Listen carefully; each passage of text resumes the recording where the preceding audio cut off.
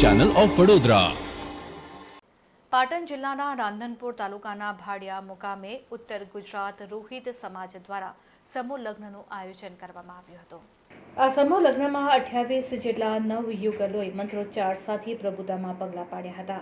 આ નવયુગલો દંપતીઓને આશીર્વાદ આપવા માટે લાલદાસ મઢી કરશનદાસ બાપુ પધાર્યા હતા, જેમાં ભાવનગરના કલાકાર ગુલાબ ચાગેચા દ્વારા ડીજેના સંગીતમય સુરના તાલે રમઝટ બોલાવવામાં આવી હતી.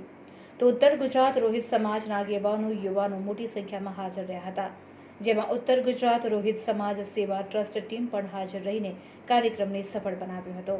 આ શુભ અવસરે લગ્ન પ્રસંગે અનેક દાતાઓ દ્વારા અનેક ભેટ સોગાદો આપી સમાજમાં સહભાગી બની ભગીરથ કાર્ય કર્યું હતું.